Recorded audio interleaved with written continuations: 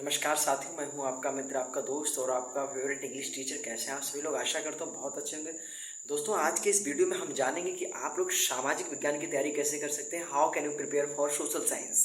जैसा कि आप लोग जानते हैं कि सोशल साइंस से काफ़ी नंबर बनते हैं, और अगर मैं अपने हाई स्कूल की बात बताऊं तो मेरे 85 नंबर आए थे सामाजिक विज्ञान में, और काफ़ी अच्छा नंबर था क्योंकि उतना ज़्यादा अच्छे से मैंने पढ़ा भी नहीं था, जबकि कुछ मेन मेन टॉपिक उसके मैंने कवर किए थे। उन टॉपिक्स को कवर करने से ही अगर आपके इतने अच्छे मार्क्स आते हैं तो ज़रूर इस विषय के बारे में थोड़ा सा जानना चाहिए आप लोगों को, ताकि ये विषय भी आप लोगों के लिए क्या डर वाला विषय ना बना रहे। कुछ इम्पोर्टेंट देखेंगे क्योंकि अब उतना समय नहीं रहा है कि हम लोग डिटेल्स में चीज़ों को पढ़ें और चीज़ों को समझें, इसलिए हम कंसाइज फॉर्मेट में समझेंगे कि हम कैसे एक छोटे से छोटे और एक सही तरीके का उपयोग करके सामाजिक विज्ञान की प्रिपरेशन कर सकते हैं। तो चलिए वीडियो को शुरू करते हैं।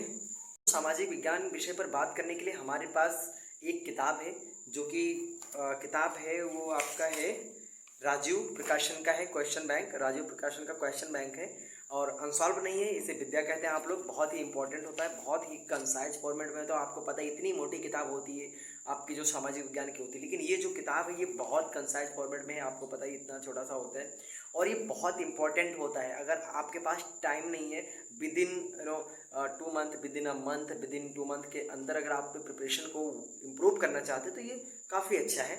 और इसमें जैसे कि आपका पहला लेसन है यूरोप में राष्ट्रवाद का होता है, ठीक है। तो इसमें से आपको जो बन सकते हैं वो बहुविकल्पीय दिया होता है, जैसे जर्मनी के एकीकरण की आधारशिला किसने रखी, फ्रांस की क्रांति का अग्रदूत किसे कहा जाता है, सामाजिक उपबंध यानी सोशल कॉन्ट्रैक्ट नामक पुस्तक का लेखन कौन था, 1789 ईस्वी में फ्रांस की क्रांति के समय किसका शासन था, फ्रांस की क्रांति में मुख्य भूमिका किस वर्ग की थी, और अगर बात करें तो मॉन्टेस्क्यू ने किस सिद्धांत का प्रतिपादन किया था, बिस्मार्क जर्मनी का चांसलर कब बना, और द स्पिरिट ऑफ लव नामक पुस्तक का लेखन कौन था, ठीक है।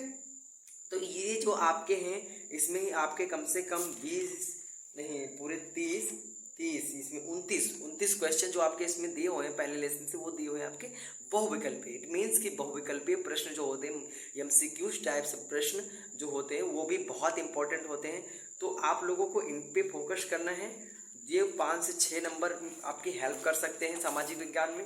उसके साथ में अगर देखा जाए तो अति लघु उत्तरीय प्रश्न होता है जो 2 अंक का होता है, यानी ये आपका मुश्किल से मान लीजिए 20 या 25 वर्ड में, या उससे भी कम 10 से 15, 20 से 25, 30 वर्ड में आप इसका आंसर कर सकते हैं। जैसे कि यूनाइटेड किंगडम का गठन कब हुआ, पहले लेसन से प्रश्न है आपका ये। और ये आपका है अर्नेस्ट रेनन कौन था, उसने राष्ट्र की व्याख्या कैसे की। अगला है महिलाओं की स्वतंत्रता और समानता के लिए आवाज़ उठाने वाली पहली महिला कौन थी, उदारवाद का अर्थ क्या होता है, ठीक है। 1789 में फ्रांस में किस प्रकार की शासन व्यवस्था थी, उसका विरोध क्यों हुआ। मैं अभी आपको इम्पोर्टेंट नहीं बता रहा हूँ, मैं आपको बता रहा हूँ कि आपको प्रश्न किस प्रकार के देखने के मिल सकते हैं। यानी पहला आपको मिलेगा बहुविकल्पीय टाइप, और फिर आपको मिलेगा जैसा अति लघु उत्तरीय प्रश्न जो कि 2 अंकों के होते हैं, ठीक है।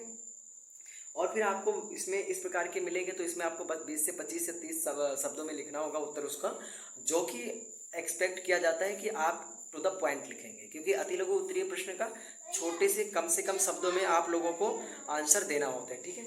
अगला देखते हैं लघु उत्तरीय प्रश्न, जो कि 3 अंक कंटेन करते हैं। और इसमें क्या होता है, जैसे मान लीजिए एक मैंने आप लोगों को जुसेपे मेत्तनी और मुख्यमंत्री काबूर ने इटली के एकीकरण में महत्वपूर्ण भूमिका अदा की, इस कथन की समीक्षा कीजिए। तो कोई कथन आपको स्टेटमेंट दे दिया जाएगा, उसकी समीक्षा करने के लिए आपसे बोल दिया जाएगा, ठीक है।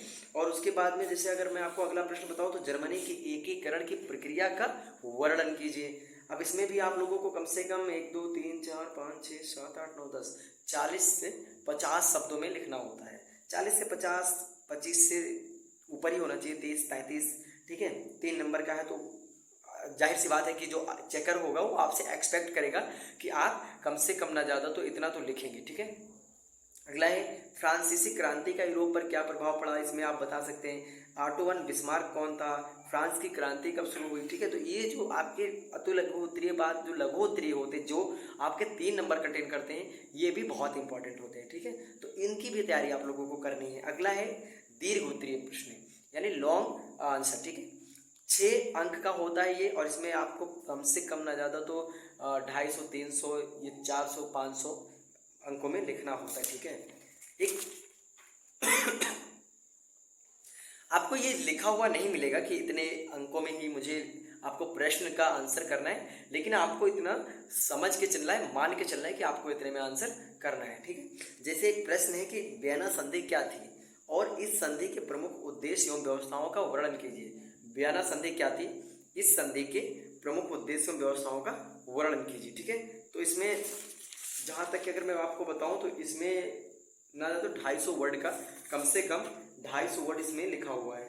अब दूसरा, इटली के एकीकरण में आने वाली प्रमुख बाधाओं का वर्णन कीजिए।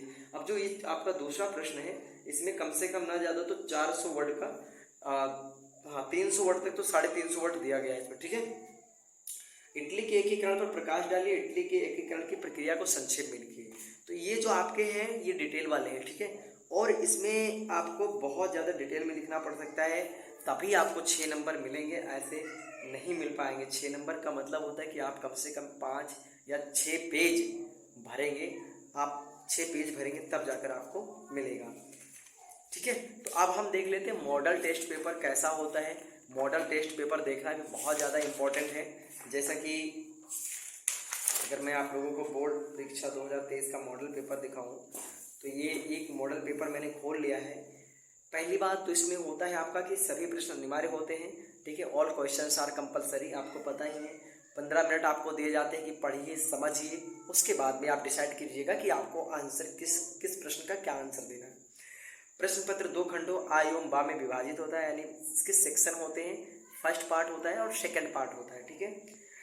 खंड आ में 20 अंक के बहुविकल्पीय प्रश्न मिलेंगे। 20 अंक के बहुविकल्पीय प्रश्न मिलेंगे आपको, 20 अंक के, जिनका उत्तर OMR सीट पर दिया जाना है, जिसके लिए आपको OMR सीट दिया जाएगा, ठीक है। और OMR सीट पर उत्तर अंकित किए जाने के पश्चात उसे काटे नहीं, यानी जो लिखेंगे उसे आप काटेंगे नहीं, तथा इरेजर पर एवं व्हाइटनर की आदि का प्रयोग न करें। खंड बा 50 अंकों का है, इसमें वर्णनात्मक 2 एवं मानचित्र संबंधित 2 प्रश्न हैं। ये समझाता हूँ मैं वर्णनात्मक क्या होता है अभी आपको। प्रत्येक प्रश्न के निर्धारित अंक उसके सम्मुख अंकित है, यानी जो प्रश्न है उसके अंक आपको उसके सामने ही मिलेंगे, क्लियर। और है कि दिए गए मानचित्र को उत्तर पुस्तिका में मजबूती के साथ संलग्न करना है, यानी जो मानचित्र है वो उसको आप सही से लगा देना है। आगे है खंड आ में, हम देख लेते हैं। खंड आ में 1 2 3 4 5 6 7 8 9 10 11 12 यानी 20 हैं।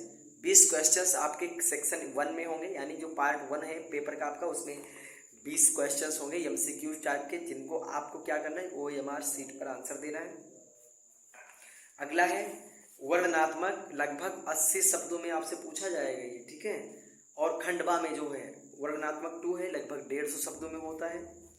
और जो आपका मान लीजिए मानचित्र संबंधी प्रश्न है वो है कि आपको क्या करना पड़ सकता है, निम्नलिखित स्थानों को भारत के मानचित्र में चिन्ह द्वारा नाम सहित दर्शाइए। सही नाम तथा सही अंकन के लिए आधा प्लस आधा यानी 1 अंक निर्धारित है।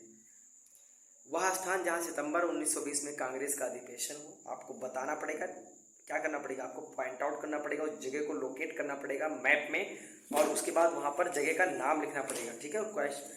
अगला है वह स्थान जहां 1927 में कांग्रेस का अधिवेशन हुआ, वो भी लिखना पड़ेगा। वह स्थान जहां 1929 में कांग्रेस का अधिवेशन हुआ, वह स्थान जहां दिसंबर 1920 में कांग्रेस का अधिवेशन हुआ था, वह स्थान जहां पूर्ण स्वराज की मांग का प्रस्ताव पारित हुआ। दोस्तों आप जान चुके हैं, और एक चीज आप लोगों को बता दूं कि आप सभी जान चुके हैं कि आपको कैसे प्रिपरेशन करनी है सोशल साइंस की, जिसके लिए क्लासेस जल्द ही हमारे चैनल पे उपलब्ध हो जाएंगी। तो उसके लिए आप लोग मानचित्र खरीद लीजिए, मानचित्र भी आप लोगों को हम बनवाएंगे।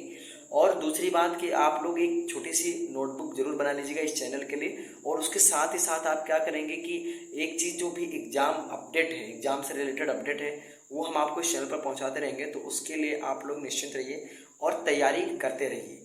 तो दोस्तों इस वीडियो में बस इतना ही, आगे किसी अन्य वीडियो में हम लगातार आप लोगों से मिलते रहेंगे। So thank you so much for watching this video till the end. God bless you all, keep preparing, keep signing.